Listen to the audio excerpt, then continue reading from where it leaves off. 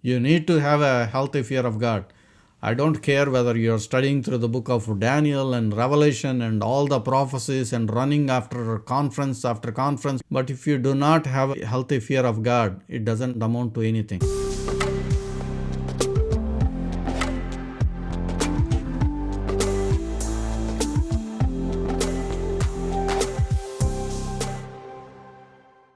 Hello and welcome to the Revelation study.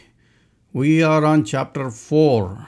We completed chapter 3 last week, and tonight we are going to study chapter 4. We are on session 12. So before we dive into this, I want to put on your thinking caps. Think about a person in a remote jungle somewhere in some remote area, and take that guy and maybe take him to a Buckingham Palace or a White House or somewhere, and then give him a tour. So this guy has never seen anything outside his jungle, and now he went to this Buckingham Palace, right, and then had a tour, and then now he has to go back and talk to his people. How would he explain what he saw? So I think that would typify what we are trying to do tonight, something like that. So we are going to take a tour to the heavenly throne, and of course John the apostle gave the description what he saw, but to wrap around our minds to try to understand what he saw is beyond our imaginations. But we will try our best as the Holy Spirit leads us tonight. So that is what we are trying to do. The throne room of heaven, that is what the chapter is all about. And before we do that, I just want to run a couple of slides. The blessings promised, especially for studying this book, the book of Revelation. So blessed is he who reads and those who hear the words of this prophecy and keep those things which are written in it, for the time is near. So when John wrote that the time is near, how much more we need to be vigilant, because the time is even more nearer for us. So, but God has promised a blessing for those who read, who hear, and to obey these scriptures, especially the book of Revelation. So that is why we are studying this book. It was given to us to study. And also, if we look at the structure of this book is divided into 3 sections. The basic structure is past, present, and future. So the past talks about the revelation about Jesus Christ. In chapter 1, Jesus Christ revealed himself to John. In chapter 2 and 3, the letters were written to all the 7 churches. So that's the present. When John was writing, all these churches were present. So he is literally writing, addressing those churches. So that's the present. And as I said, those letters were timeless, meaning those letters are even applicable to us, even now. Until the rapture, those letters are applicable. So the future is after the rapture. Whatever is going to happen after the rapture is the future, and that is all described in chapters 4 to 22. So tonight we are going to start the 3rd section here, the future, which starts with chapter 4. So write the things which you have seen, and the things which are, and the things which will take place after this. What do you mean by after this? So after the revelation of Jesus Christ, the first time John writes after this. So that's a point that is going to be repeated again. So the first bookmark, if you will, is Revelation chapter 1, verse 19. So until that point, that's the revelation of Jesus Christ. And after this section, after Revelation 1:19, it says after this, that's the letters to the churches. Get to chapter 4, verse 1. There is another bookmark which I will introduce it in a little bit. Before we do that, I want to give you an overview of the 12 tribes of Israel.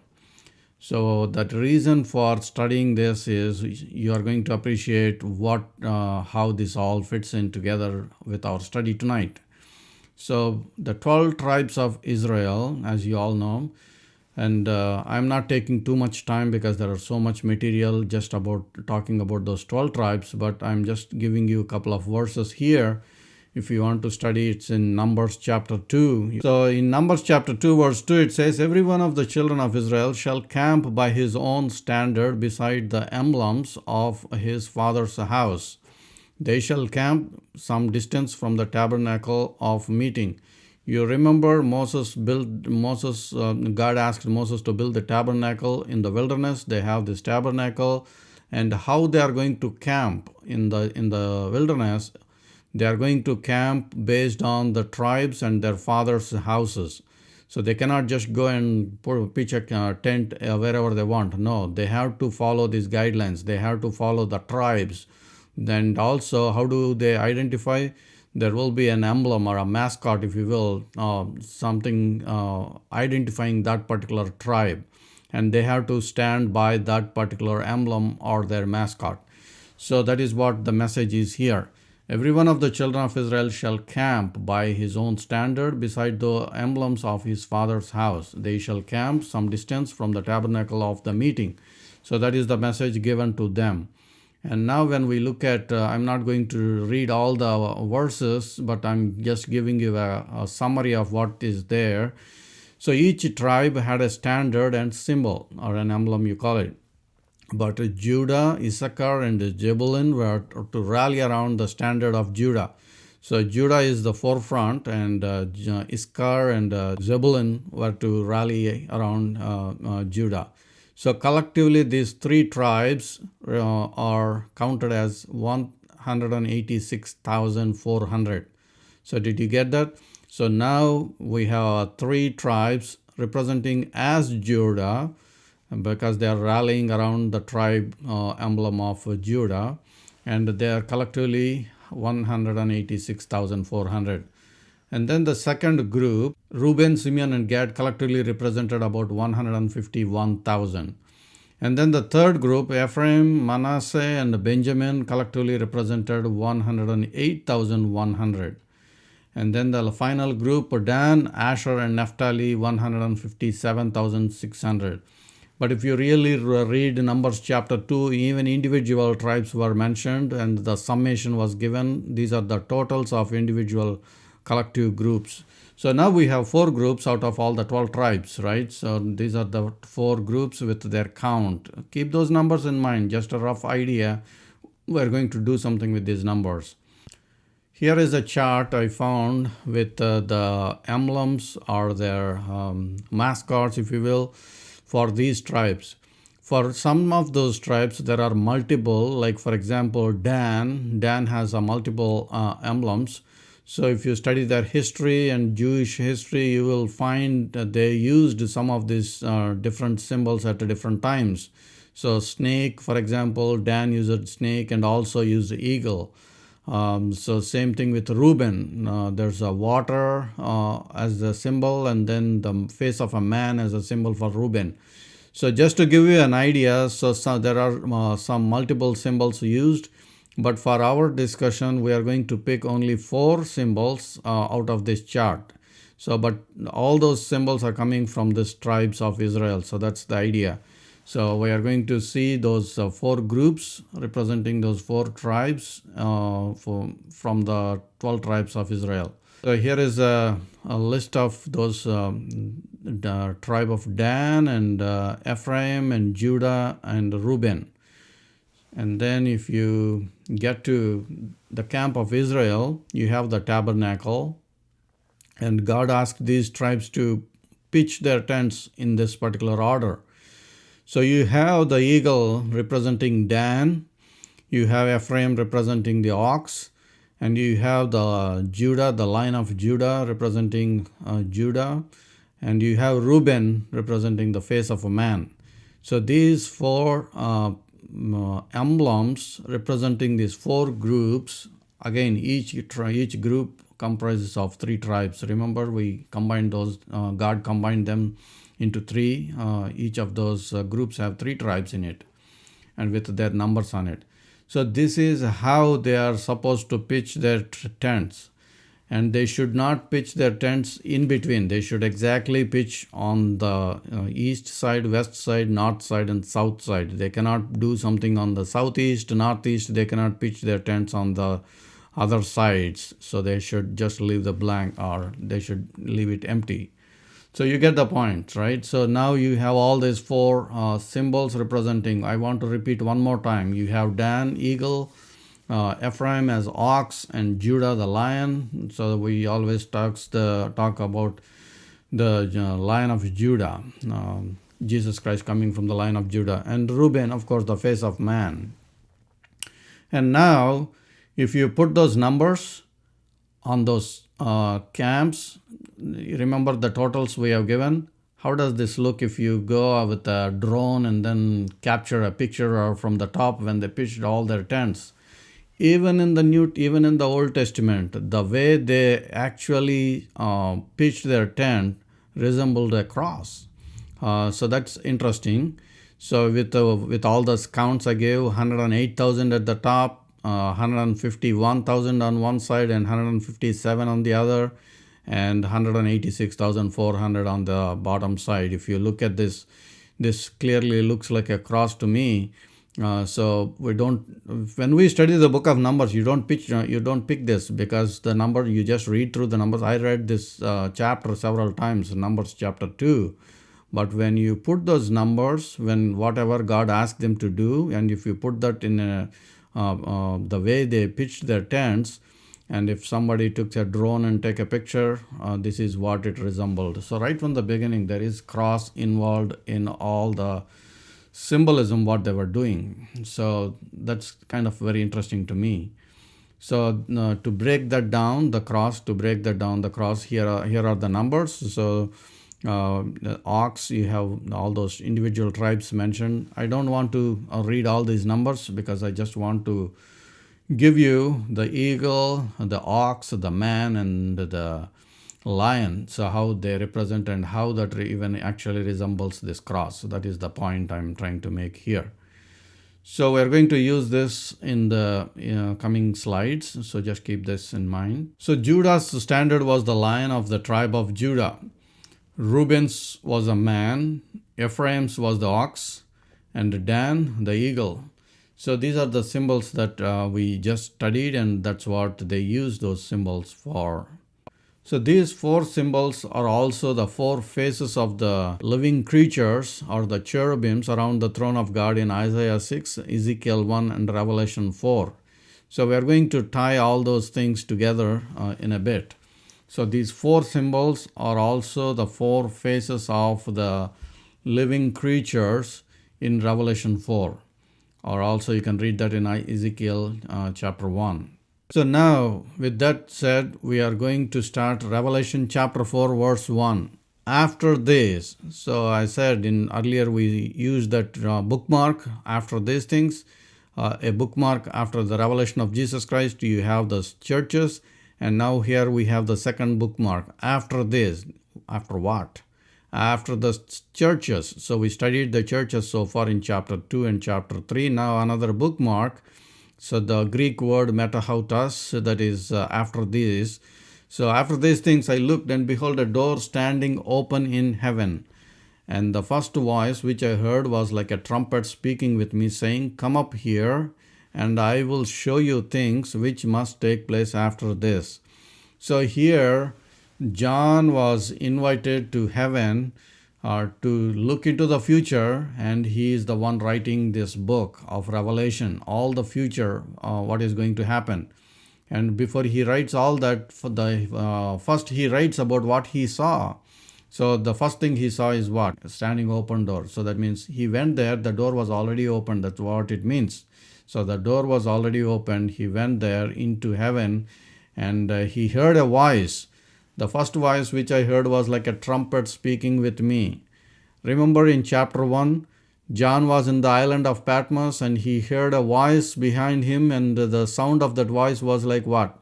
A trumpet speaking to him. And when he turned around to see, he saw Jesus Christ, the Alpha and the Omega. So, he saw Jesus Christ there. And now here again, the first voice which I heard was like a trumpet speaking with me, saying, "Come up here, and I will show you things which must take place after this." So this after this represents, as I said, a bookmark. So that is after the churches. So one other interesting point I want to make here. The first three chapters, you studied the word church several times. There are numerous times we talked about write this to this church, write about this church. But from chapter 4 on, you will not hear this word church again. That's interesting. You will not hear the word church again from chapter 4 on. So that means what? If you are a true believer in Jesus Christ, and if you are the bride of Christ, and you will be raptured, so you don't need to study all this. So you can shut down this class and go home, right? No, anyway, we are going to study. So the point is, after this, that is the second bookmark, this is mainly written for the people, those who are left behind. Because there will be people left behind, and they will look at these chapters and see what's going to happen. They can even pinpoint and say, here we are, so whatever happens. So they can actually follow through that. But the idea is this is not intended for church. If it is meant for church, at least there would be a reference talking about church in all these chapters from chapter 4 to the rest of the book. So there are a couple of references about the bride of Christ coming back from heaven. So we will study in chapter 19 and 20 and the end of those books. But again, the church is not mentioned in all these chapters here. It is the third door mentioned in the book of Revelation. I just want to talk about this door. We studied about a door of opportunity in chapter 3 verse 8, remember?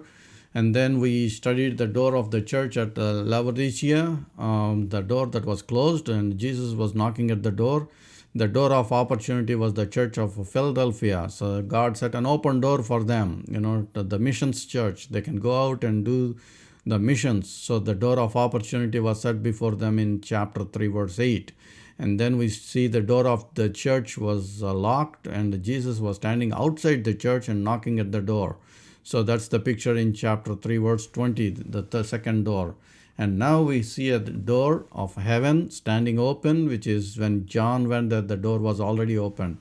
So the three doors mentioned into these last two chapters. And then what happens? And after the first voice, which I heard, was like the trumpet speaking with me, saying, come up here, and I will show you the things which must take place after this. So here we see that in Revelation chapter 1 verse 10, John, I was in the Spirit on the Lord's day, and I heard behind me a loud voice as of a trumpet. So that is the same voice. And then when he turned around in verse 11, chapter 1 verse 11, I am the Alpha and the Omega, the first and the last. And what you see, write in a book and send it to the 7 churches which are in Asia. So we studied this extensively in the beginning sessions about this chapter 1. So the point I'm trying to make is, so there's the voice that he heard in chapter 1, and now the same voice he hears in chapter 4. So I heard behind me a loud voice as of a trumpet in Revelation chapter 1 verse 10. And now here we study it in chapter 4 again, the same message. And now verse 2. Immediately, when he heard the message, John, come up here. Immediately I, John, was in the Spirit. And behold, a throne set in heaven, and one sat on the throne. Why was he in the Spirit? Because flesh and blood cannot inherit the kingdom of God. So he cannot go in this body. He cannot take this body and go to heaven. So he was in the Spirit. His spirit probably left his body, and probably he went up. So immediately John was in the Spirit, and behold, a throne set in heaven. One sat on the throne. And he who sat there was like a jasper and a sardius stone in appearance.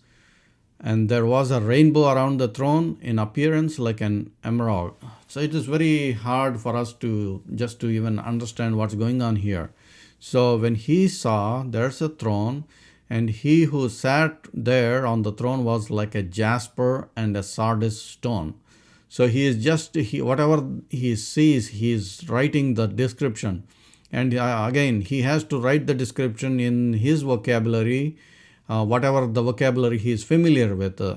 Beginning of this class, as I mentioned, you take a boy, from a remote jungle or whatever, and then you take him to a Buckingham Palace or a palace somewhere.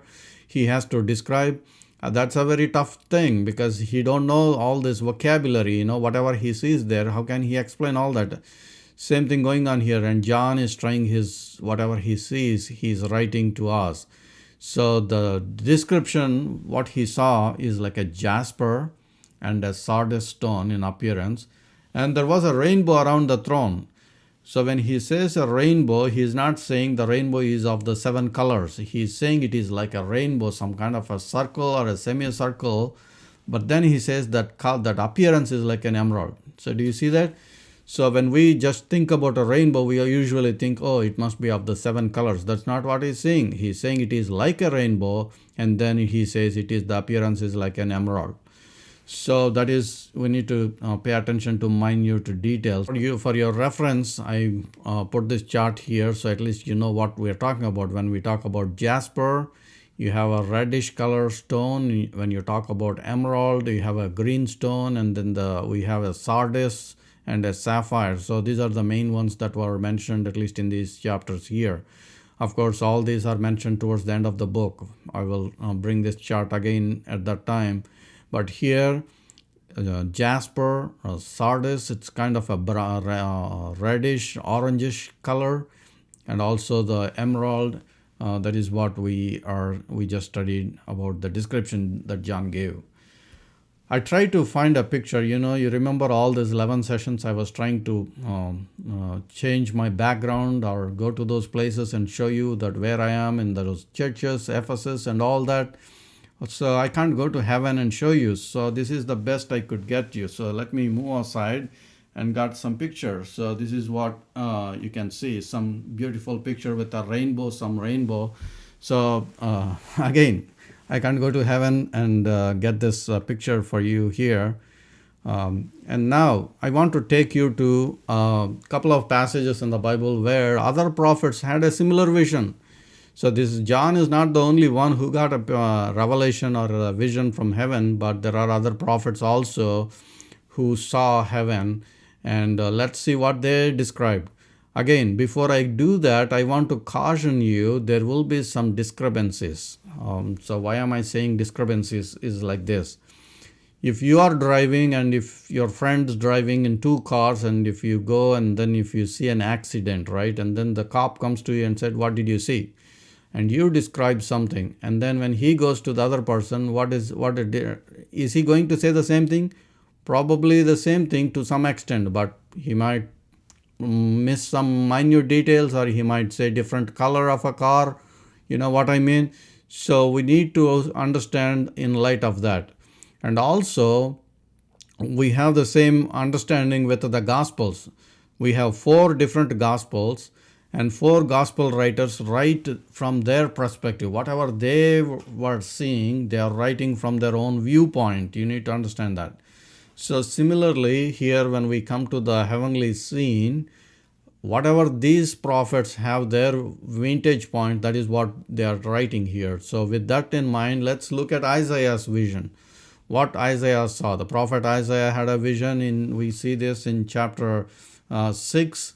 In the year King Uzziah died, that is Isaiah, saw the Lord sitting on the throne. So Isaiah got a glimpse of heaven, and he saw the Lord sitting on the throne, high and lifted up, and the train of his robe filled the temple. He saw a magnificent vision here. The Lord sitting on the throne, high and lifted up. Above it, above what? Above the throne, it stood a seraphim. And these are different angelic beings, seraphims. Each one had 6 wings. With 2, he covered his face, 2, he covered his feet, and with 2, he flew. So these are seraphims. They had 6 wings. Keep that in mind. They have 6 wings, and where are they? They are above the throne. So that is the description. Isaiah's focus is the throne and above the throne. Keep that in mind. So, and then he saw seraphims. Each had 6 wings. And one cried to the other. These seraphims, what are they doing? One cried to the other and said, Holy, holy, holy is the Lord of hosts. The whole earth is full of his glory.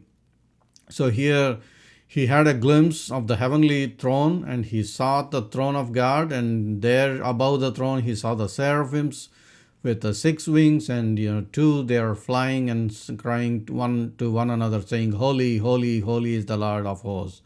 The whole earth is full of his glory." And the posts of the doors were shaken by the voice of him who cried out, and the house was filled with smoke. In other words, I don't know how many of you are music lovers. Sometimes you play music and then increase the high volume, so put the music and then everything shakes, vibrates, everything. So I think some kind of that is going on here. Verse 4, and the posts of the door were shaken by the voice of him who cried out, and the house was filled with smoke. So it looks like there's so much of a voice. It's so everything was shaken by the voice of the praises that were there. In verse 5, so I said, so far what happened? So Isaiah saw this vision. He saw the throne room of God. He saw the seraphims flying and crying or singing praises, holy, holy, holy. And with that he said, now, so I said, woe is me, for I am undone, because I am a man of unclean lips. Whenever a person has an encounter with God, that is what happens. Whenever, this is a very, very simple thing. Throughout the Bible, whenever a person encounters God, the first thing that happens is they fall down at their face and say, oh, I am a sinner, I am a man of unclean lips. Even John the Apostle in chapter 1 we saw, he fell down on his face and worshipped Jesus Christ. He was a disciple of Jesus Christ. I reminded you that he was a disciple of Jesus Christ, but when he saw Jesus in his glory, he fell down on his face. And here, when Isaiah saw the heavenly throne and the heavenly vision, what is his first response? He said, I am a man of unclean lips. He just fell down. Oh, is me, I am undone. He thinks that he is going to die. That's what it is. So what Isaiah is saying in other words is, oh, I saw the God, I saw the heavenly throne, I saw the holiness of God, I'm going to die now. So that is what he means. I am a man of unclean lips. How can I see God? And that's the response. But sadly, sometimes when you turn on TV and, people come up and say, hey, I went to heaven, and Jesus gave me a tour of heaven and Peter walked with me and this and that.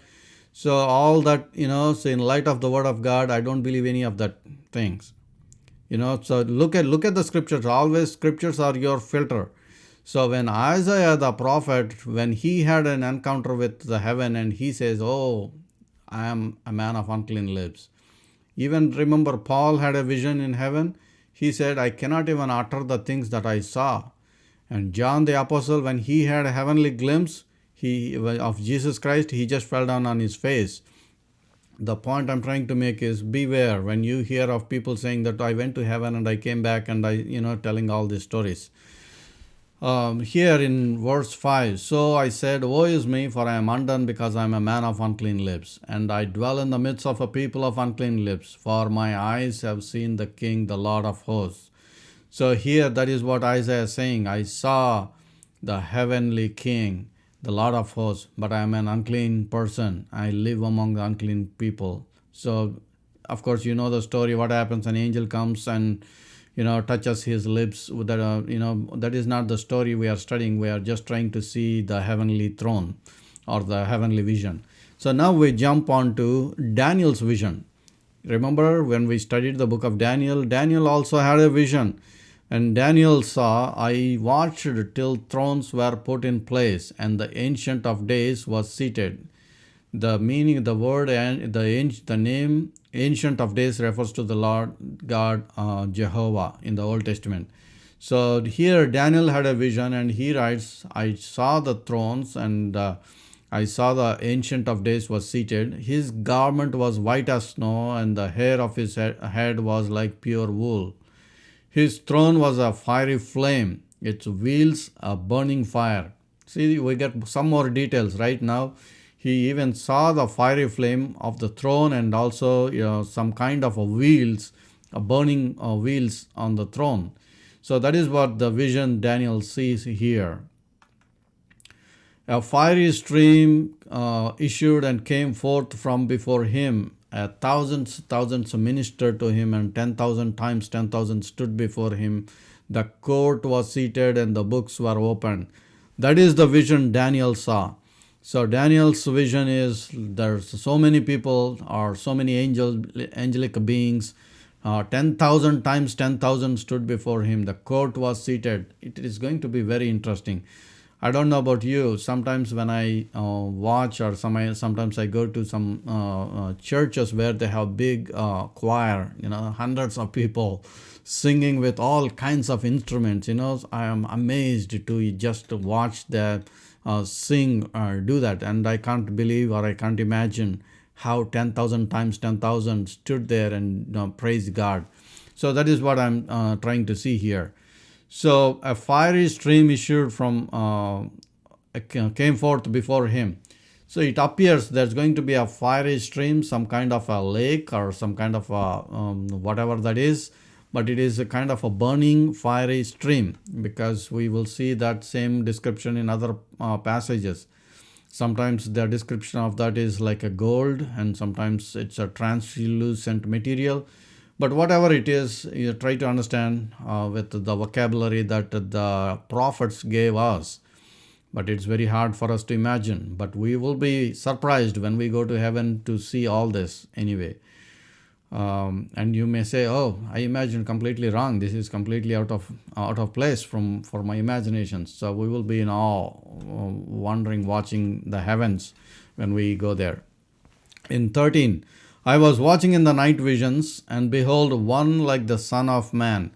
This is in the book of Daniel, so even in the book of Daniel, as I mentioned when we studied the book of Daniel, there the mention of the Son of Man was there. So the Son of Man came to the Ancient of Days, and they brought him near before him.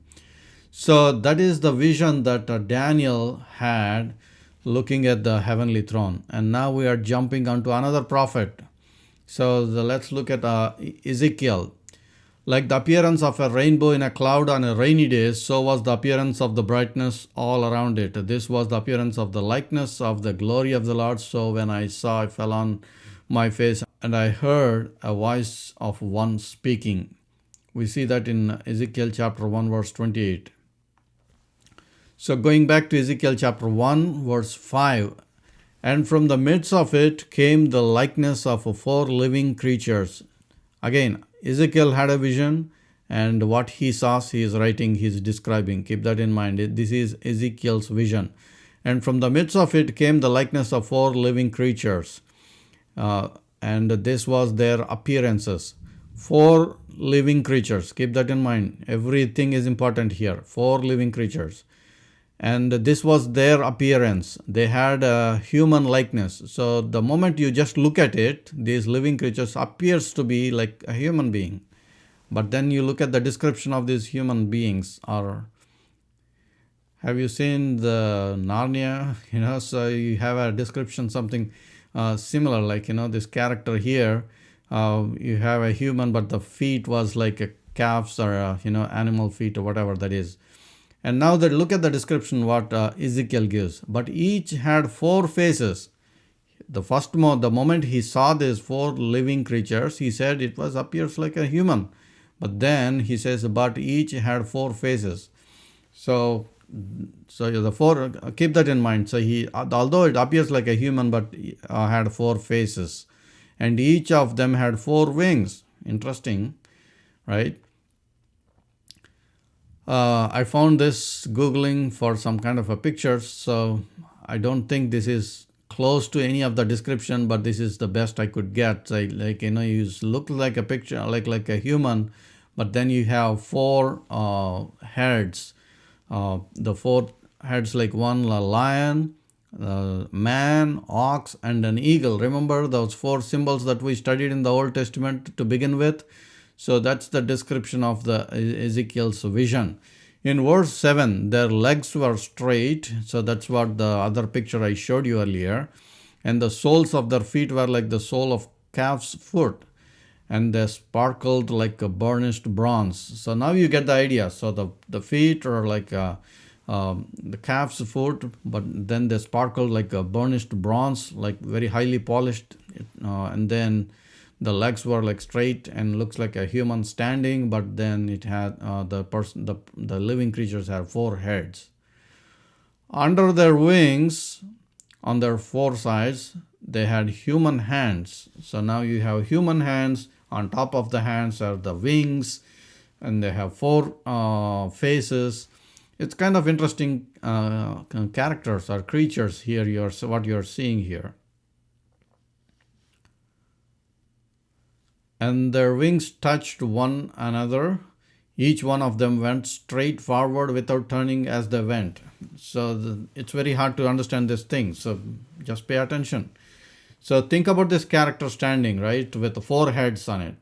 So that means what? If there is a head behind me that had eyes, so you can see backwards. And if you have a head on my left and right sides, and the eyes looking towards this side, and I have a head on the front, so I have eyes on this side.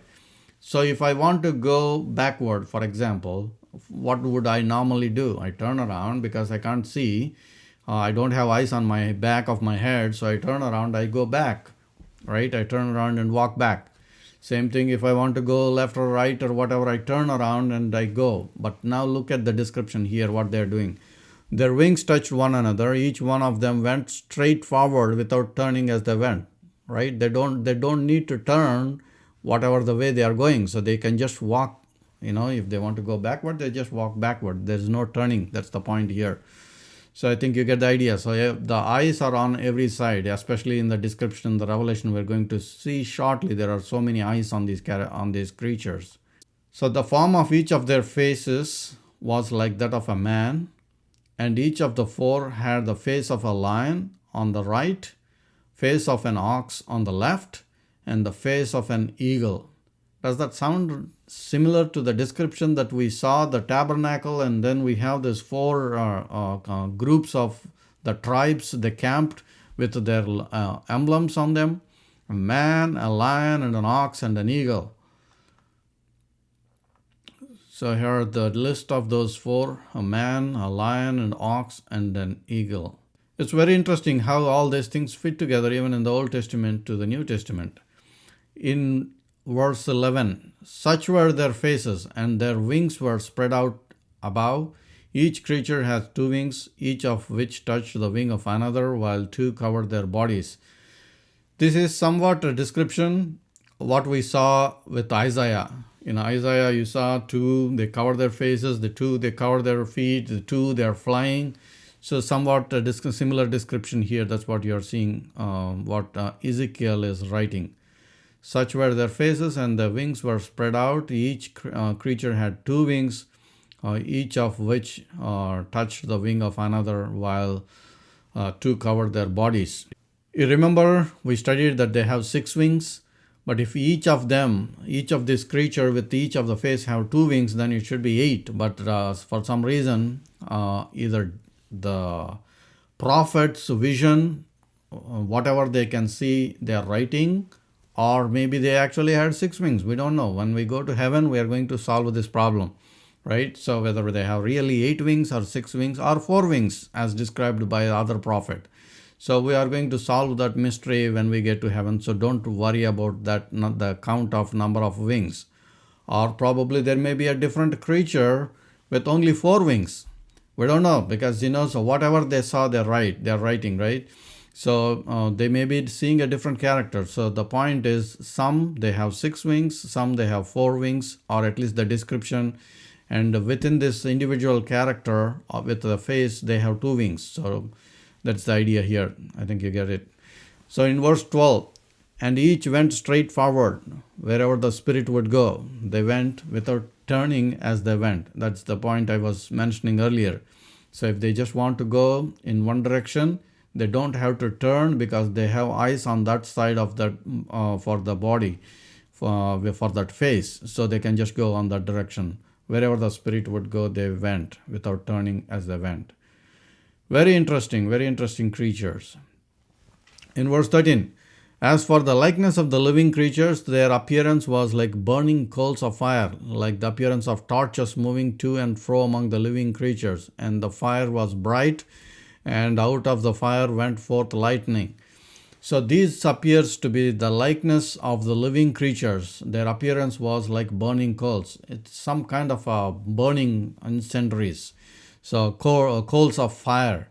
So that's the reason you remember in Isaiah, the passage, one of the seraphims brought a coal from the altar and touched the lips of Isaiah. So basically what we see is the burning coals of fire, like the appearances of torches moving to and from among the living creatures. And the fire was bright, and out of the fire went forth lightning. And the living creatures darted to and fro like the appearance of a flash of lightning. And as I looked at the living creatures, I saw a wheel on the earth beside the living creatures, one for each of the four of them. So that is what he saw. I don't know what to make out of that until, as I said, until we go to heaven. So this is going to be a mystery with all the descriptions given here. Around the throne were 24 thrones. And on the thrones I saw 24 elders sitting. Now we are after the heavenly description given by Prophet Isaiah, Prophet Daniel, and Prophet Ezekiel. Now we are back to John, the Revelator. The book of Revelation, chapter 4, verse 4, it says, around the throne were 24 thrones. And on the thrones I saw 24 elders sitting, clothed in white robes, and they had crowns of gold on their heads. In the three descriptions we saw with Ezekiel or Isaiah or Daniel, we never heard of these 24 thrones. These 24 thrones are coming up for the first time in the heavenly description by John. It's interesting. Who are these 24 elders? Do they represent the Old Testament saints? Are they representing some angelic beings? That's what we are going to study tonight. So, but anyway, there are 24 thrones, and on the thrones I saw 24 elders sitting, clothed in white robes, and they had crowns of gold on their heads. So underline the word, they are clothed with white robes and they have crowns. Who are these 24 elders? Clearly they are not angels, because angels were described in a different way, and here we see they are dressed in white robes and with crowns. We are going to see more than that. They are not the tribes of Old Testament. Again, we are going to see these 24 elders that we are seeing does not represent the 12 tribes, or the tribes in the Old Testament, or the Old Testament saints. So how do we know that? We are going to see that. There were in the days of Herod, the king of Judah, a certain priest named Zacharias of the division of Abijah. I am now jumping onto a story in the book of Luke, the Gospel of Luke. Luke writes these details, and how many times probably we might have read this story, gospel story, and we don't even know what this he is talking about, right? We just skipped that and just went to the other part of the story. So I want you to pay attention to what exactly he is saying in Luke chapter 1 verse 5. Maybe this is for the first time you are catching this. There were in the days of Herod the king of Judah a certain priest named Zacharias. So far so good. We studied about Zacharias because he is the father of John the Baptist. But here he makes an interesting point of the division of Abijah. What is that? Right? He's saying he is of the division of Abijah. And then probably we might have read that and then just skipped to the next verse, right? That's what we did. And here we need to understand there are divisions in the priesthood. In 1 Chronicles chapter 24 verse 3 it says, then David divided them according to the schedule of their service. So this is for the first time what David did was he divided them into 24 divisions or 24 courses so that they can schedule their service. So one group goes and serves and then goes home, and then the other groups comes and they serve before the Lord. So this is the first time we hear that in 1 Chronicles chapter 24 verse 3. Then David divided them according to the schedule of their service. And now if you want to know who are those 24, here is the list. I'm not going to bore you with reading all this. You can read that in the 1 Chronicles. But I highlighted number 8, Abijah, because we just read about the Zechariah of the division of Abijah. So the order which the 24 courses of priests served in the temple are, you can see the list here. I'm not going to read the whole list. You can pause if you are watching the TV. If you are watching on the YouTube, you can pause this and you can note down all these details. I'm not going to read this. but I highlighted 8 because Zechariah, the father of John the Baptist, was of the division of Abijah.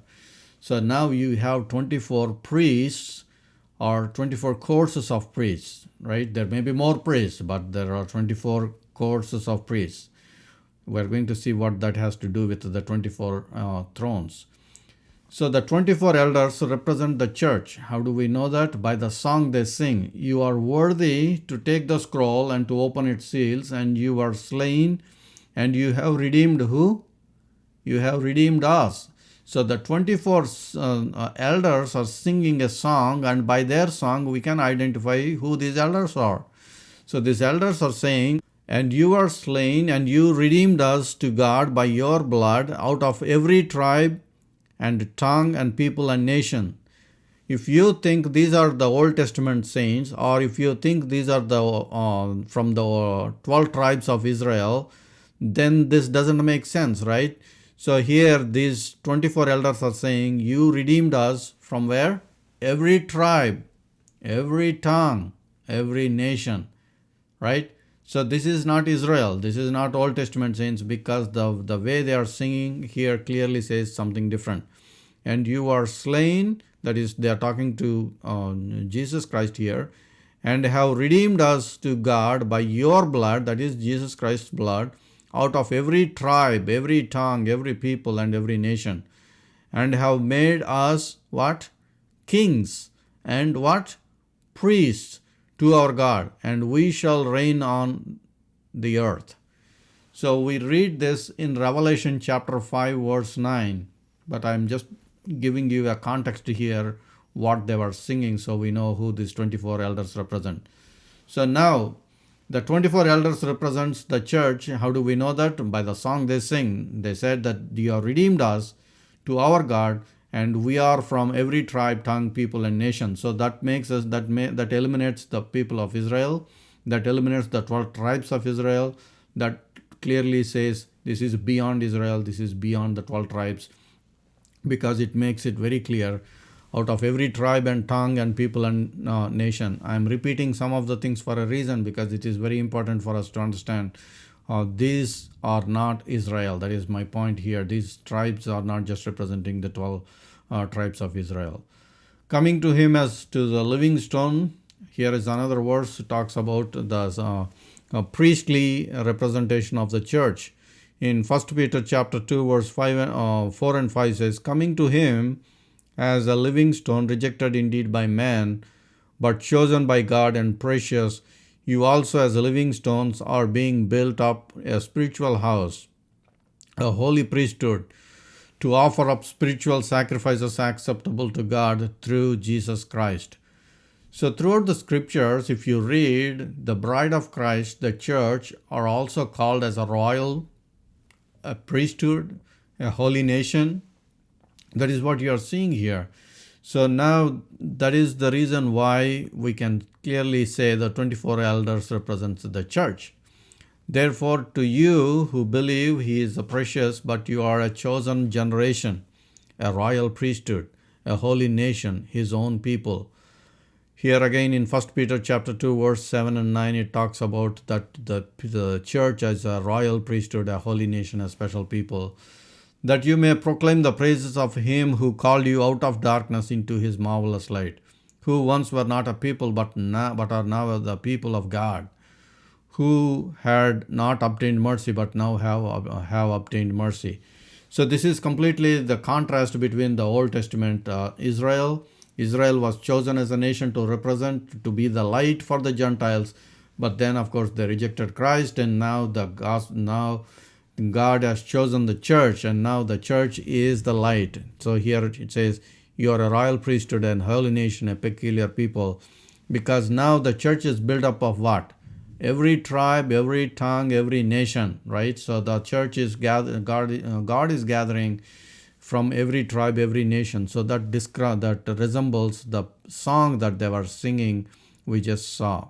So the 24 elders represent the church. The second point, by the way they are dressed. I saw 24 elders sitting clothed in what? White robes. White robes describes the righteousness of the saints. And we see this again and again. Even in Revelation 19:14 it says, "And the armies in heaven, clothed in fine linen, white and clean, followed him on white horses." This is Revelation 19. We are going to study when we get there, but I'm just showing you this verse.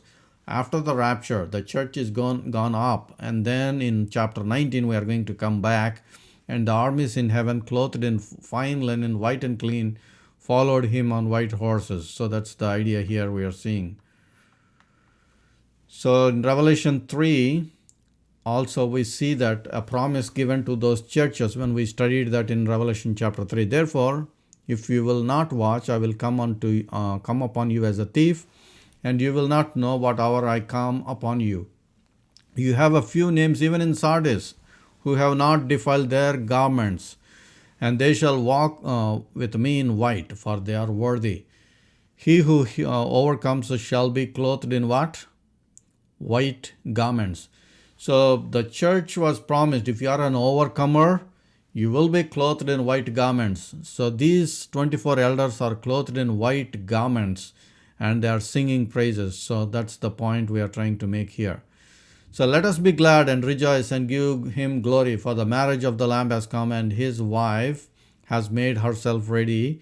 And to her it was granted to be arrayed in fine linen, clean and bright." Now wherever you see the description, fine linen, clean and bright clothes, and for the fine linen is what? The righteous acts of the saints. So the church, the bride, the wife of Christ, is arrayed with fine linen, clean and bright. So these 24 elders were dressed with the white garments. That's what my point was. Now to the third point. The 24 elders represents the church, because the third point says, "by the crowns on their heads." The word used here is Stephanos. The Stephanos is different from diadem.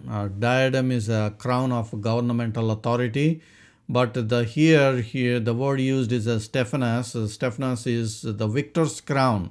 So in several places we see that God promised that to an overcomer I'm going to give you a crown. The word used is a Stephanos. That is what a victor's crown, like usually used in Olympic games or something like that in the olden days. In Revelation 3:21, church was promised a throne. In Revelation 3:5, 3:18, white garments were promised. In Revelation 2:10, church was promised a crown of life. So that's what we saw relating to that. So does that make sense now in verse 4? The 24 thrones, we need to identify. We identified that they are representing the church. 24 priests from the first Chronicles, by the song they sing, because they are singing that you redeemed us. So clearly the song makes it very clear. That's what we studied. So now going back to Revelation chapter 4, verse 5.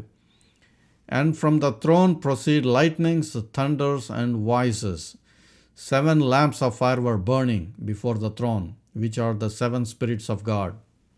Just have a visual picture. There are 7 lamps burning, and then there is lightnings, thunderings, and voices.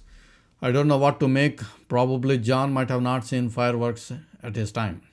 So if we have to describe some nice fireworks with some big sounds and lightnings, thunders, that's what probably he might be seeing. But even more than that, I guess. So in other words, what John is writing here is, "And from the throne proceeded lightnings, thunderings, and voices. 7 lamps of fire were burning before the throne, which are the 7 spirits of God." Again, we studied the 7 spirits of God in Isaiah 11 in detail. Here is the point.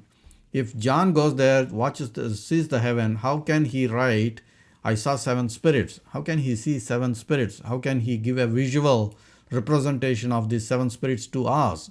So the visual representation he is giving as the 7 lamps of fire burning.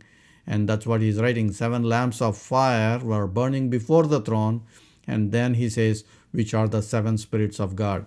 So we need a visual representation for the spirits. So that's what John is describing, the 7 spirits here. Then the angel took the censer, filled it with fire from the altar, and threw it to the earth, and there were noises, thunderings, lightnings, and an earthquake. The point I'm trying to make is we keep hearing this description, thunderings, lightnings, and all this noises, earthquake, and all that through the rest of the book, rest of the Revelation. So here is a verse from Revelation 8:5. In Revelation 11:19, again you see the description. Then the temple of God was opened in heaven, and the ark of his covenant was seen in his temple, and there were lightnings, noises, thunderings, an earthquake, and great hail. So the point I'm trying to make here is the description continues. The lightnings, noises, and thunderings wherever you see. That is not just in the book of Revelation.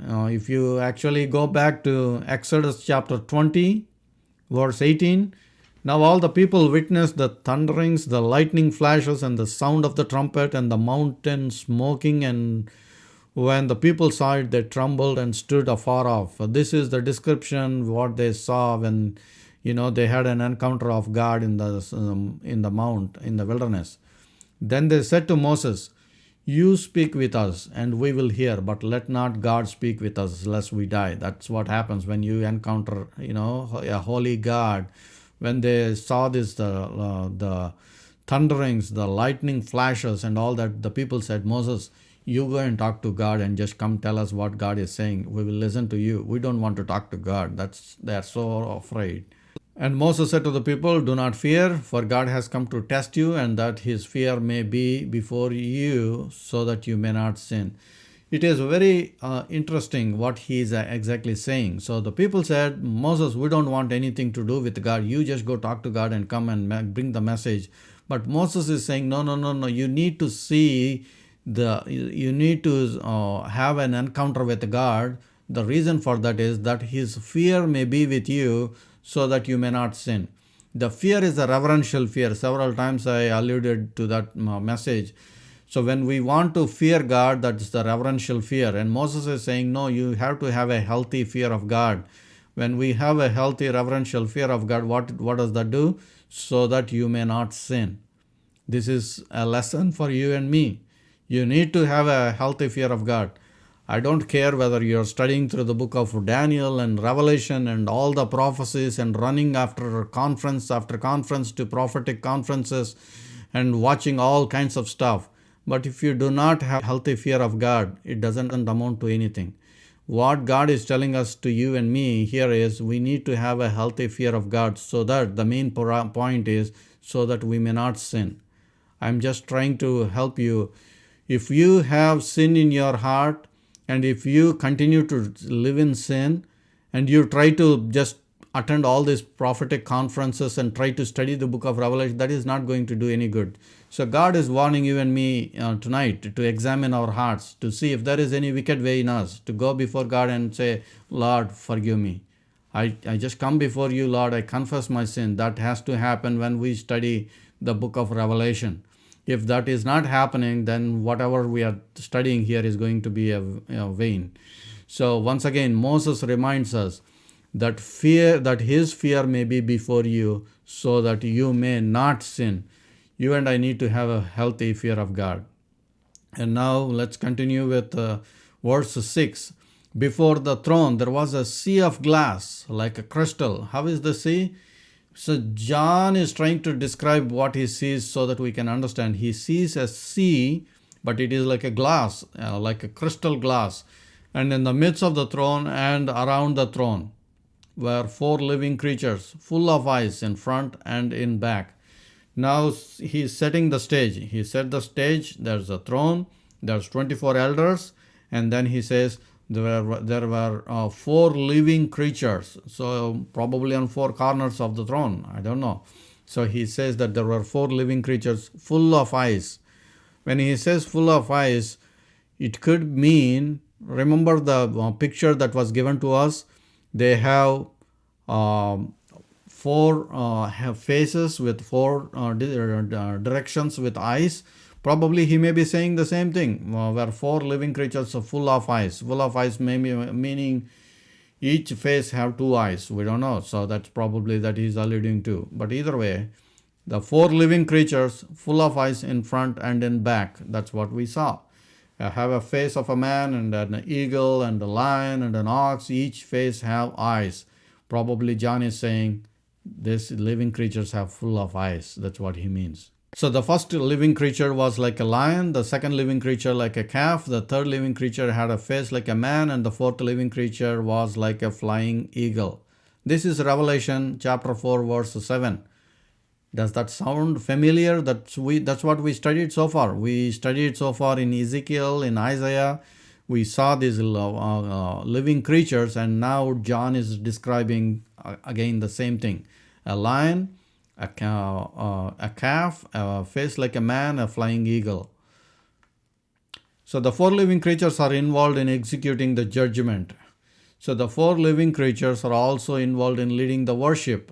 So when we continue to study chapter 5 and the rest of the chapters, what we are going to study is these four living creatures are involved in a lot of things. Executing the judgment, also leading the worship. So in Revelation 3:21, church was promised a throne. In Revelation 3:18, we studied the church were given white garments. And Revelation 2:10, church was promised a crown.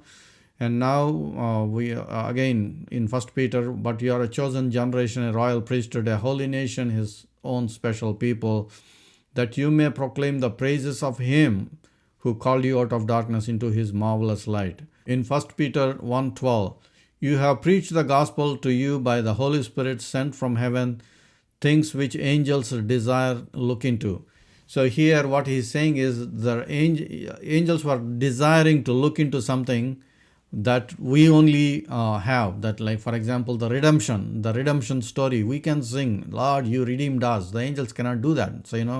So that's what the point here 1 Peter is talking about. So I quickly want to take you or show you the different crowns that were mentioned in the New Testament. So the imperishable crown in 1 Corinthians 9:25, we talked about the imperishable crown. In James chapter 1 and verse 12, we talked about the crown of life. And then in 1 Thessalonians, we study the crown of exclusion, the hope, the joy, the crown of rejoicing. And in 1 Peter 5:1-4, we study the crown of glory.